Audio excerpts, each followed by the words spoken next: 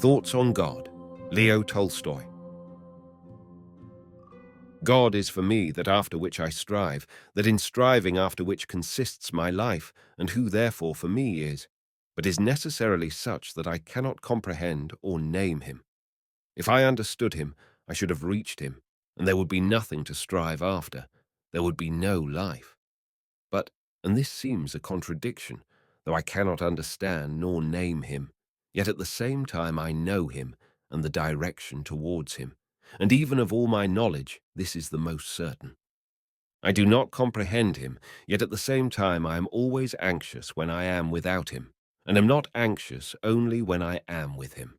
What is still more strange is that to know him more and better than I do at present is not my desire now in this present life, and is not necessary. I can draw nearer to him, and I wish to do so. In that is my life.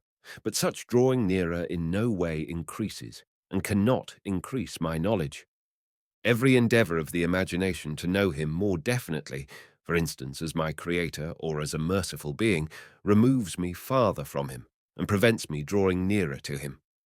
Stranger still, I can love truly, that is, more than myself or than anything else, him alone. This love alone knows no check, no decrease. On the contrary, all is increase. No sensuality, no insincerity, no subserviency, no fear, no self-satisfaction. Only through this love does one love all that is good, so that one loves and lives only through him and by him. Well, this is how I think, or rather feel. I have only to add that the pronoun he somewhat destroys my idea of God. The word he somewhat diminishes him.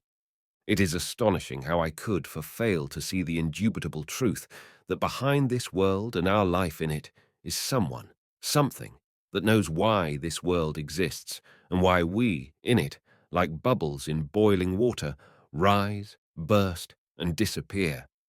It is certain that something is being done in this world, and that by all living beings, being done by me, by my life. Otherwise, wherefore this sun, these seasons, and above all, wherefore this 3-year-old child, frenzied with superabundance of life, that old woman who has outlived her reason, or yonder lunatic? These separate beings, which in my eyes evidently have no meaning, and which are yet living so vigorously, are so tenacious of life, and in whom life is so firmly planted, these beings more than anything convince me that they are wanted for some purpose that is wise and good and inaccessible to me. Why are you downcast? You are waiting for something too great, waiting, it seems to me, for God in thunder and storm, and not in stillness. The best of it is that, as you say, you cannot get away anywhere. In this, the hand of God is most visible and palpable. You say that I do not seem to acknowledge God. This is a misunderstanding. I acknowledge nothing but God. I think I wrote and spoke to you about my definition of God, which I would now give in answer to the question, what is God? God is that all, that infinite all, of which I am conscious of being a part, and therefore all in me is encompassed by God, and I feel him in everything. And this is not at all a play of words, it is that by which I live. What is God?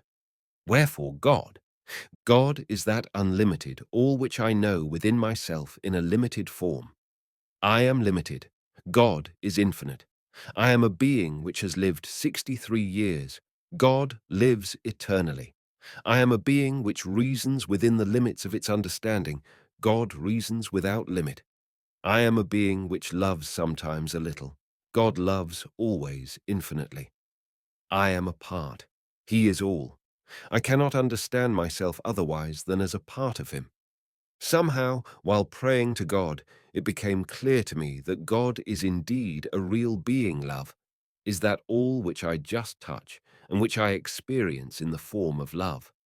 And this is not a feeling, not an abstraction, but a real being, and I have felt him.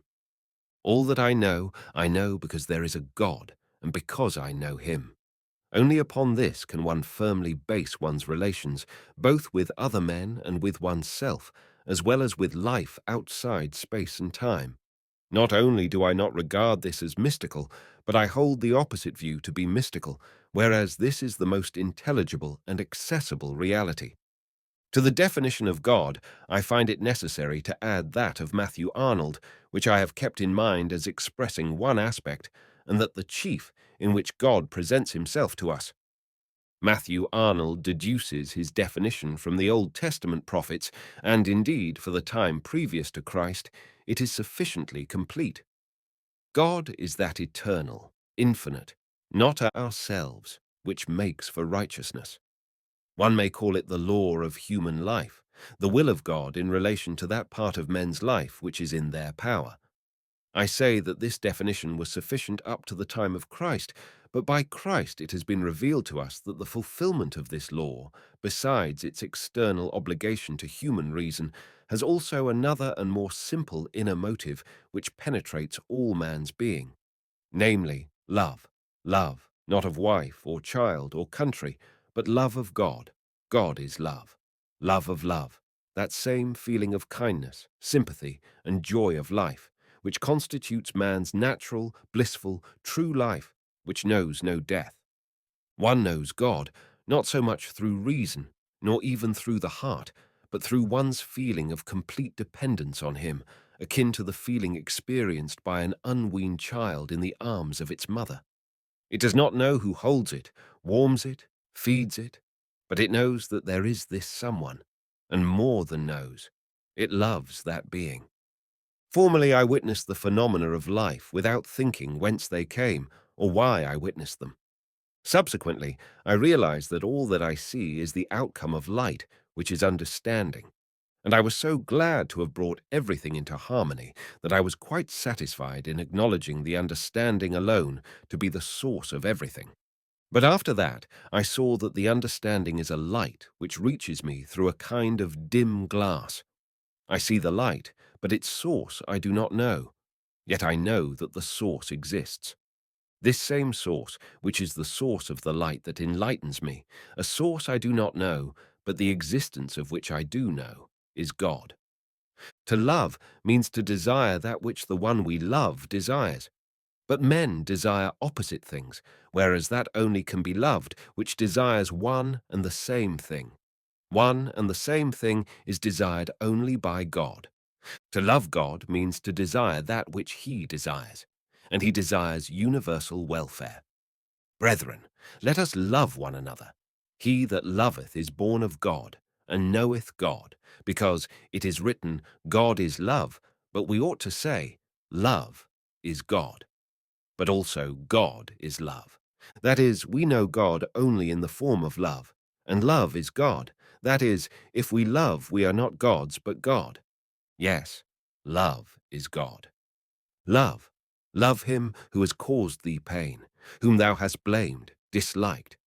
And then all that which had concealed his soul from thee will disappear, and thou wilt, as through clear water, see at the bottom of his soul the divine essence of his love. And thou wilt not have to, thou wilt not be able to pardon him. Thou wilt only have to pardon thyself for not having loved God in him in whom he was, and for not having seen him through the absence of thy love. Love is the manifestation within oneself, the consciousness of God, and therefore the propensity to get out of oneself, to liberate oneself, to live a godly life. And this propensity calls forth God, that is love, in others. This is not expressed clearly. My chief idea is that love evokes love in others. God, having awakened in me, produces the awakening of the same God in others also. One of the signs of the fulfillment of the Christian law, the will of God, is union. Our principal aim must be to abolish all the obstacles which separate us, to hold fast only that which unites us not only with Christians, but also with Mohammedans and Buddhists and savages. That is Christianity, the teaching of truth, comprehensible to all nations and all men. Above all, I say to you from soul to soul, the chief aim, infinite, joyful, always attainable, and worthy of the powers entrusted to us, is the increase of love. When an unsolved question torments one, then one feels oneself to be a diseased member of some whole, healthy body. One feels oneself to be an unsound tooth in a sound body, and one asks the whole body to help the one member. The whole body is God, the member is myself. One should do as do the spirit wrestlers. Bow down to the ground before every man, remembering that in him is God. If to bow physically is impracticable, we should at all events do so spiritually. The consciousness, the sensation of God who is living in me and acting through me cannot be felt always. There are activities to which one has got to give oneself up altogether, unlimitedly, without thinking of anything save that one thing. In these cases, it is impossible to think of God. It would distract, and it is unnecessary. One should live simply, without exertion, giving oneself up to one's tendencies.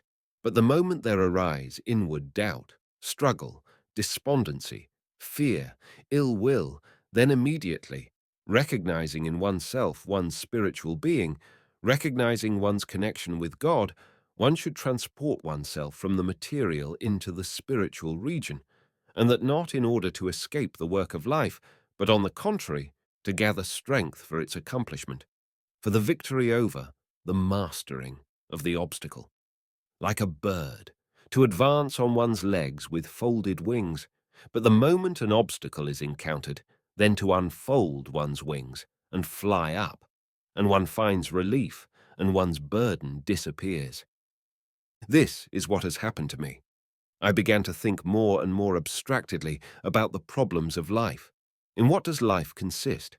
What is its aim? What is love?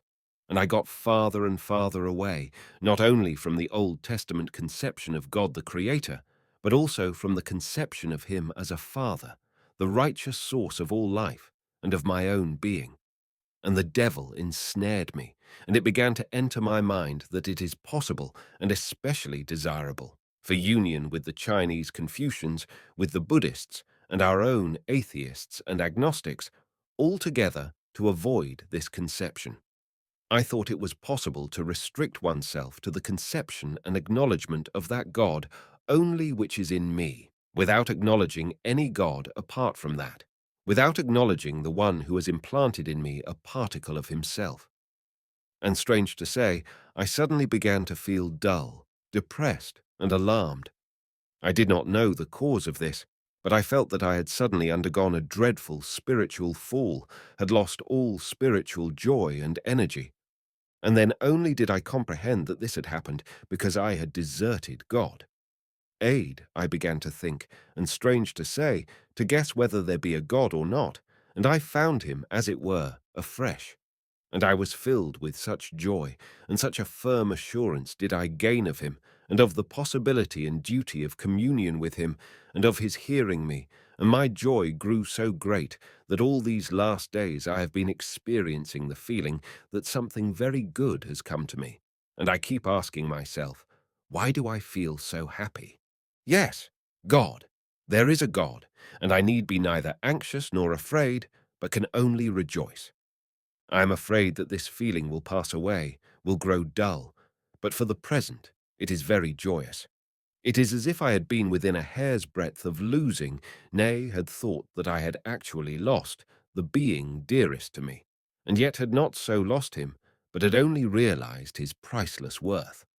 I hope, if it does pass away, that it will only be the ecstatic feeling, but that there will remain much of what I have newly gained. Perhaps this is what some call the living God. If that be so, then I did very wrongly towards them in not agreeing with, but contradicting them. The chief thing in this feeling is a consciousness of entire security, a consciousness that he is good, that he knows me, and that I am entirely surrounded by him, that I have come from him and am going to him, form a part of him, am his child. All that seems bad seems so only because I trust myself and not in him, and from this life, in which it is so easy to do his will, this will at the same time being mine, I cannot fall anywhere, except only into him, and in him is perfect joy and welfare. All that I might write would not express what I have felt. Whether I am suffering physical or moral pain, whether my son be dying, or that which I love be perishing, and I cannot help it, or sufferings are awaiting me, suddenly the thought recurs to me, and how about God? And all becomes good and joyous and clear. There is not one believing man to whom moments of doubt do not come, doubt in the existence of God. And these doubts are not harmful. On the contrary, they lead to a higher understanding of God. That God, whom one knew, has become familiar, and one no more believes in him. We entirely believe in God only when he discloses himself afresh to us. And he discloses himself to us from a new side when we seek him with all our soul. I had been thinking much about God, about the essence of my life, and as it seemed, only to feel doubtful as to both the one and the other, and I questioned the evidence of his existence. And then, not long ago, I simply felt the desire to lean myself upon faith in God and in the imperishableness of my soul, and to my astonishment, I felt such a firm, quiet assurance as I had never felt before, so that all the doubts and testings evidently not only did not weaken, but to an enormous extent confirmed my faith. One should never go to God, as it were, on purpose. Now let me just go to God. I will begin to live according to God. I have been living according to the devil. Let me now try to live according to God. Who knows? Perhaps no harm will come of it. There is harm in this, and great harm. Coming to God is something like getting married. One should do it only when one would be glad not to come to him or not to get married, but cannot help doing so. And therefore it is not that I would tell a man, go purposely into temptations, but to him who formulates the question thus, well, and is it certain that I will not lose by going to God instead of to the devil? I would cry out as loud as I can, go, go to the devil, by all means to the devil. It is 100 times better to get well scolded against the devil than to keep on standing at the crossroads or insincerely going to God. I have read Herbert Spencer's reply to Balfour, the profession of agnosticism, as they now call atheism. I mean that agnosticism, although it wishes to be something different from atheism, by setting up the supposed impossibility of knowing, yet is in reality the same as atheism, because their common root is the non-acceptance of a God. And so I read Herbert Spencer, who says, not that he desires to throw off belief in God, but that he is obliged to do so. Self-deception is the only other alternative. There is no pleasure, he says, in the consciousness of being an infinitesimal bubble on a globe that is itself infinitesimal compared with the totality of things. I should like to ask him what he understands by the totality of things. Those on whom the unpitying rush of changes inflicts sufferings which are often without remedy find no consolation in the thought that they are at the mercy of blind forces, which cause, indifferently, now the destruction of a son, and now the death of an animal. Contemplation of a universe which is without intelligible purpose yields no satisfaction. The desire to know what it all means is no less strong in the agnostic than in others, and raises sympathy with them. Failing utterly to find any interpretation himself, he feels a regretful inability to accept the interpretations they offer. Someone else was saying exactly the same thing to me the other day. A sort of circumrotation takes place, and in the center of this vortex, endless in time and place, I appear, live, and disappear. This is certain. All the rest, that is, the conception of some intelligent being from which I have proceeded, and for the attainment of whose object I exist in common with all that exists, such a conception is a self-deception. There are two distinct and mutually contradictory theories of the universe which may be represented thus. The agnostic says, I observe myself, a being born of my parents, in the same way as I observe all other living beings which surround me, and which exist under certain conditions subject to my examination and study. And I study myself and other objects, both animate and inanimate, and the conditions in which they exist. and in accordance with this study, I order my life. Questions as to origin I investigate in the same way, both by observation and by experiment, and I attain a greater and greater knowledge of them. As to the question whence all this universe has proceeded, why it exists, and why I exist in it, I leave it unanswered, as I do not see the possibility of answering it as definitely, clearly, and convincingly as I answer questions concerning the conditions of things in the universe. And therefore the answer to this question, which consists in saying that there exists a supposed rational being, a God, from whom I have proceeded, it is generally said, from whom the world proceeds, by which is meant the creation of the world, which the Christian teaching does not affirm, which being, for some reason known to itself, has determined the law of my life. This answer to the question I do not accept, as it does not contain the clearness and demonstrability possessed by the scientific answers to the questions concerning the causes and conditions of various natural phenomena. So says the agnostic, and in not admitting the possibility of any other knowledge but what is acquired by observation and the analysis of observation, he is, if not right, at least quite logical and consistent. The Christian, on the other hand, acknowledging God, says, I am conscious that I exist only because I feel myself to be a rational being, and in feeling myself to be so, I cannot but recognize that my life, and that of all that exists, must be equally rational. And in order to be so, it must have an object. The object of my life must be outside myself, in that being for which both I and all that exist serve as instruments for the attainment of the object of life. This being does exist, and I must, in my life, fulfill its law or will. Questions as to the nature of this being which demands of me the fulfillment of its law, and as to when and how, in time and space, this rational life originated in me and originates in other beings. That is, what is God? Is he personal or impersonal? Did he create the world, and how? When did a soul awake in me? At what time, and how did it originate in others? Whence has it come, and whither will it go? In what part of the body does it reside? All these questions I must leave unanswered, because I know beforehand that in the region of their observation and analysis I shall never come to a definite answer, as all will disappear into the infinitude of time and space. It is for this reason that I do not accept the answers given by science as to how the universe, the suns and worlds, has originated, how the soul originates, and in what part of the brain it is located. In the first instance, the agnostic, acknowledging himself to be a mere animal, and therefore admitting that he is subject only to external sensations, does not admit a spiritual origin, and resigns himself to that senselessness of existence which violates the demands of reason.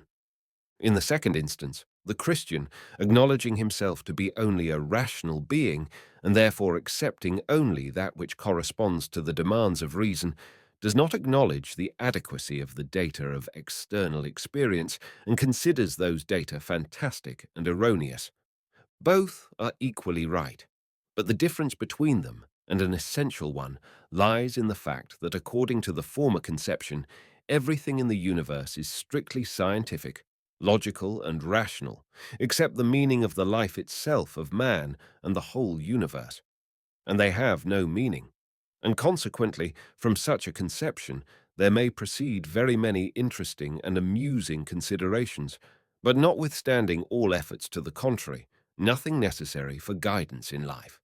Whereas, according to the latter conception, the life of man and of the whole universe acquires a definite, rational meaning which has the most direct, simple, and universally accessible adaptability to life, at the same time not excluding the possibility of scientific investigations, which, in this case, are put in their proper place. Today, science investigates the universe behind time, from the pagan standpoint, endeavoring to conquer it by power for man's personal or social welfare, whereas the religion of our day has for long been demanding another relation. the study of the universe from the standpoint of personal subjugation to the higher will. And it is this science, in its object 2,000 years behind time, which wishes to determine the basis of morality.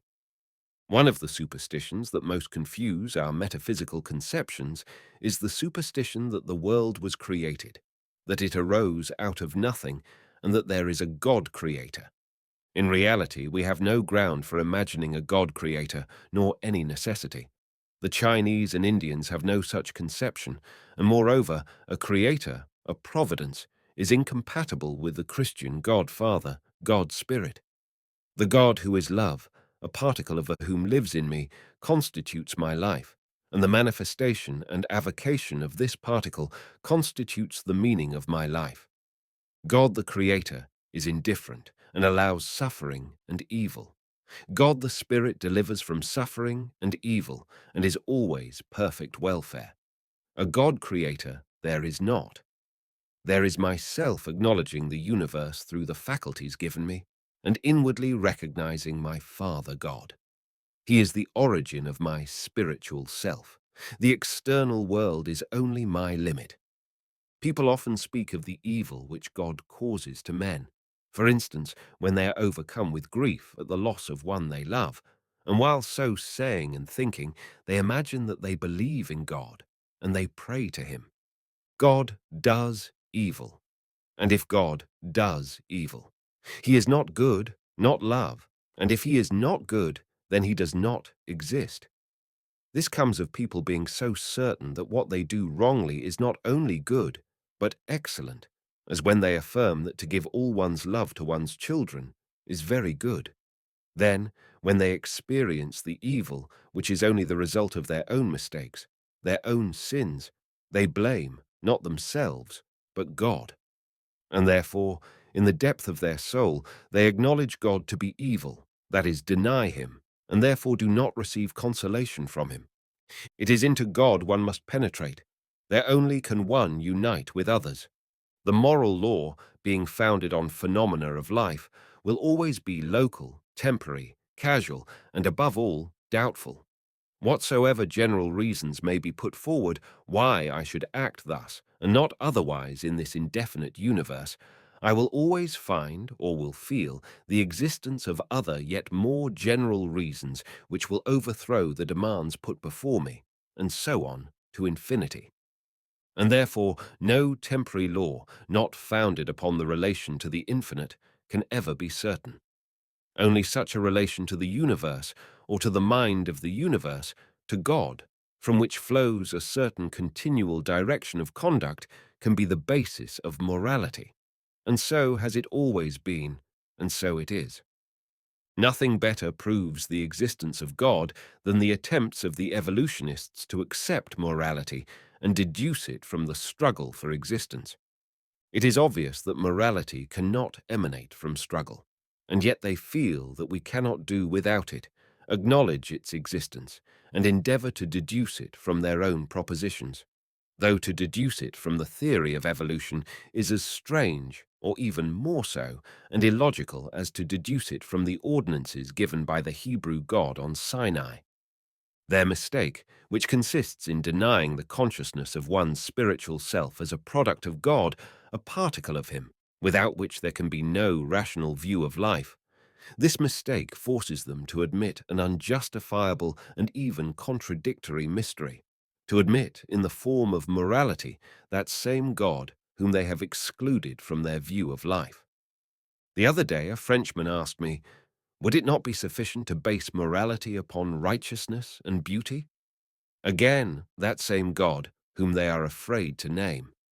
Let us endeavor to express that which we know, that which is necessary to us, joyful and certain, and God, the same whom you think it necessary to evade, will help us. By naming Him, I acknowledge my incompleteness. I, His weak, small vessel, endeavor to open myself, that part of me which can receive Him, in order that He may enter into me in so far as I am able and worthy to receive Him. Above all, He is necessary to me in order that I may express whither I am tending and to whom I go. In this monotonous earthly life I may not feel Him, I may do without this form of thought and expression. But in relation to the passage from the past life into this one, and from this one into another, I cannot avoid expressing by him that from whence I come and whither I am going, this being the form of expression nearest to the true character of the case, from God to God, from that which is outside of time and space to the same again. The will of God is known to every man much more than the will of society, of the state. Man is not, as those on the lowest plane of understanding think, an individual or social animal only, but man is a particle of the divine, contained in a bodily shell. Man is the Son of God, and knows his Father and his will. To do the will of the Father, one must know him, be conscious of him, and the man who knows the Father always knows his will.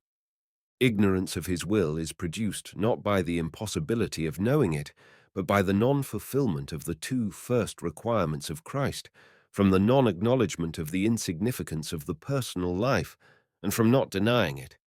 It is not that I altogether agree with what you say about the understanding and about God, but my thoughts are not in conformity with yours.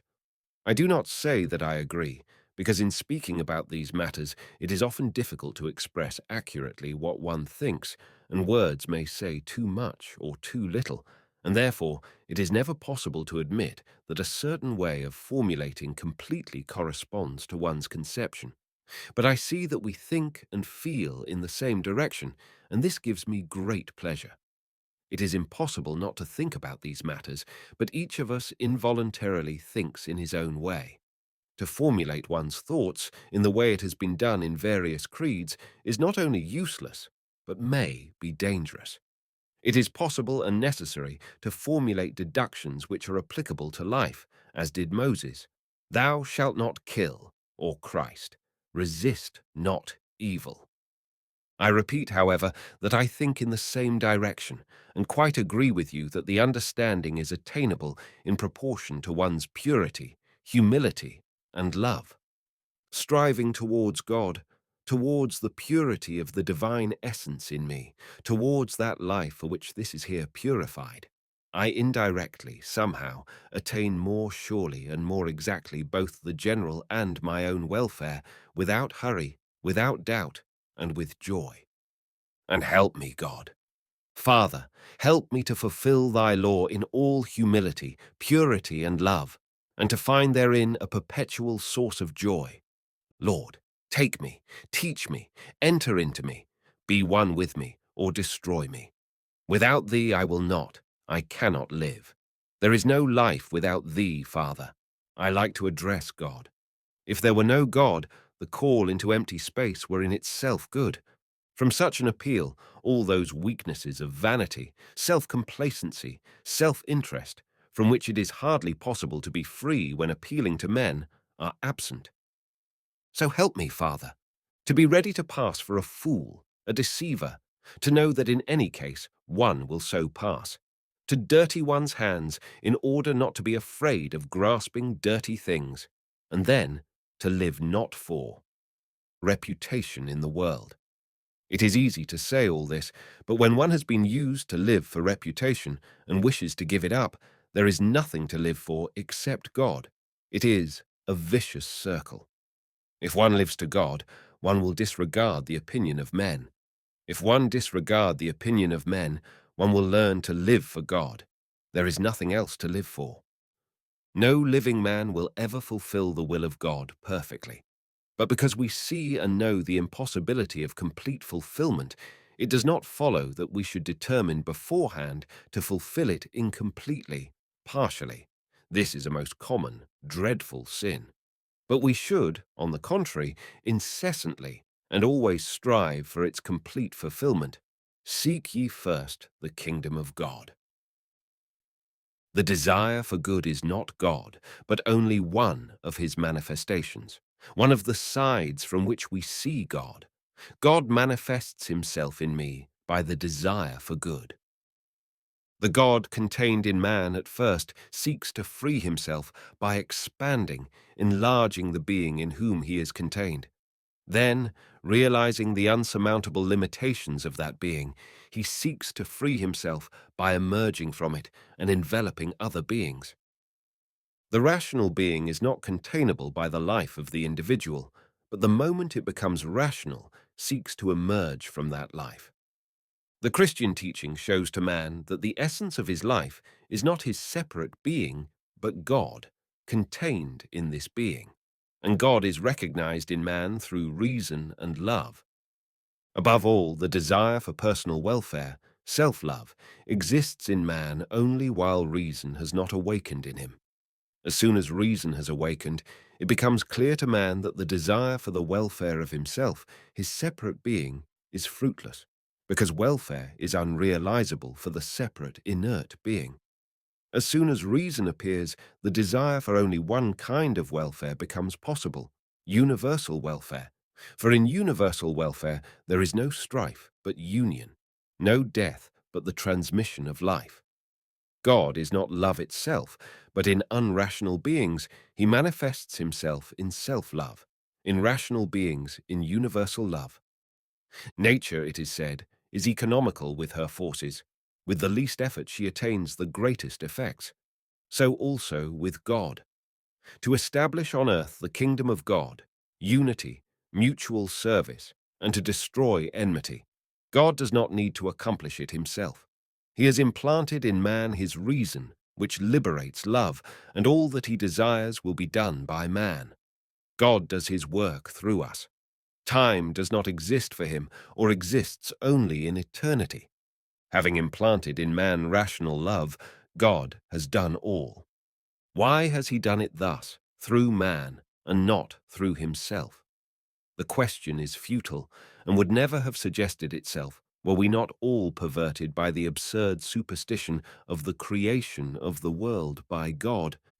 What follows when man recognizes as his real ego not his separate being, but God, who is living in him? Firstly, such a man, not consciously desiring his own personal welfare, either will not at all, or at least will not so strenuously deprive others of it. Secondly, having acknowledged as his ego, God, who desires universal welfare, man must desire the same. Prayer is addressed to a personal God, not because he is a person. I even know with certainty that he is not a person, because personality is limitation and God is unlimited. But because I am a personal being. I have a piece of green glass before my eyes, and therefore everything appears green to me. It cannot appear otherwise, although I know it is not green. Riding home from Tula, I was thinking, I am a part of him in a certain way, separated from other such parts. He is the all, the Father, and I experience the feeling of love towards him. Now, especially just at the present moment, I am unable not only to revive, but even to recall this feeling.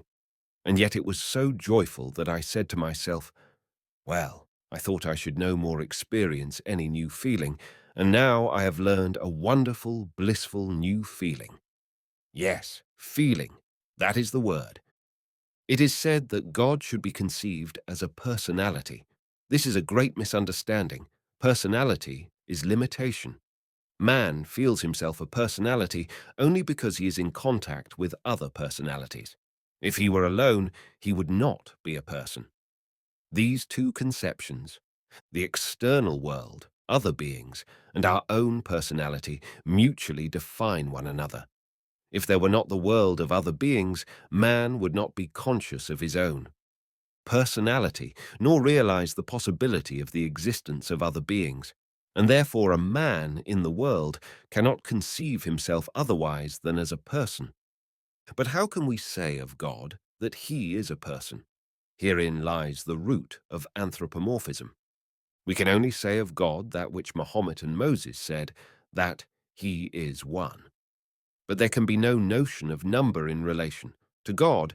Therefore, this implies not that he is one numerically, but that he is one-centered, not a conception, but a being, that which the Orthodox call the living God in contrast to the pantheistic God. That is, the highest spiritual being who lives in all. He is one in the sense that he exists as a being who can be addressed, that is, that there is a relation between me, a limited personality, and God, unfathomable but existing. We know God as a single being, we cannot know him otherwise, and yet we cannot realize one single being as pervading all. In this we find the chief incomprehensibleness of God. If God be not one, then he becomes diffused, non-existent, whereas if he be one, then we involuntarily represent him to ourselves as a personality, and he is no longer the higher being, the all. And nevertheless, to know God, to lean on him, we are forced to conceive him both as pervading all and at the same time as one. The world is certainly not such as we conceive it. Other instruments of perception will give us other worlds. But however that which we call the world may change, our relation to it is undoubtedly as we conceive it, is unchangeable, being based on that in us which perceives, and which perceives not only in me, but in all conscious life. This perceiving element is the same everywhere, in all and in oneself. It is both God himself and that limited part of him which constitutes my real self. But what is this God, the eternal, infinite, omnipotent, which has become mortal, limited, weak? Wherefore has God subdivided himself? I do not know, but I do know that this is so, and that in this is life. All that we know is naught else than a similar subdivision of God. All which we cognize as the world is but the perception of these divisions. Our perception of the world, that which we call matter in time and space, is the contact of the limits of our divinity and the other subdivisions of God. Birth and death are transitions from one subdivision to another. The strictest and most consistent agnostic recognizes God, whether he wishes to or not.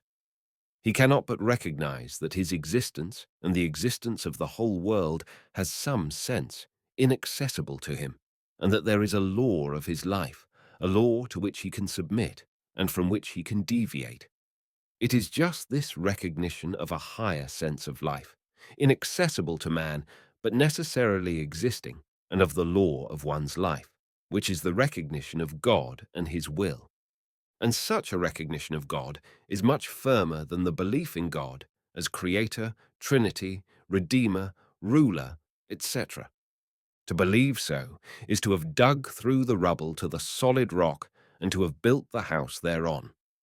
Men know two gods, one whom they wish to compel to serve them, demanding from him in prayers the fulfillment of their desires, and another God, whom it is for us to serve, and to the fulfillment of whose will all our efforts should be directed.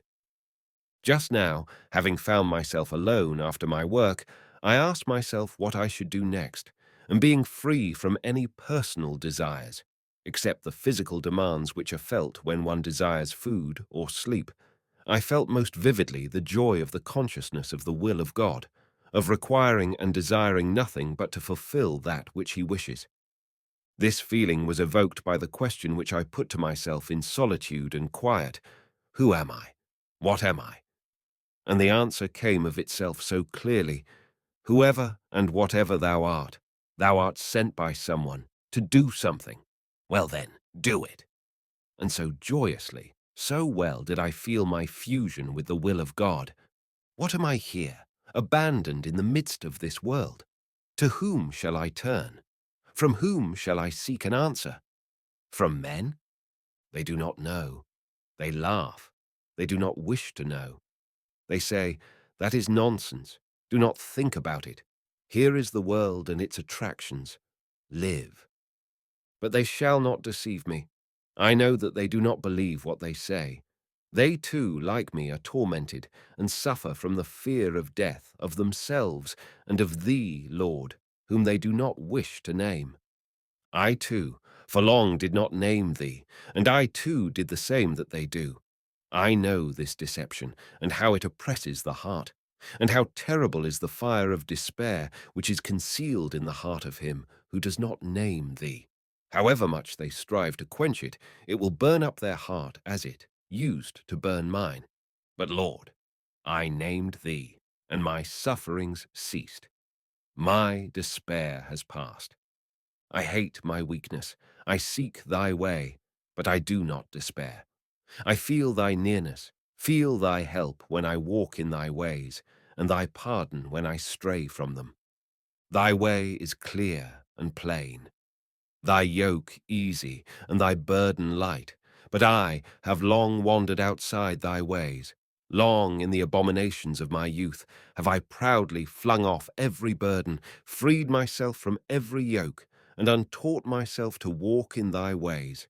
And both thy yoke and thy burden have become heavy for me, though I know they are good and light.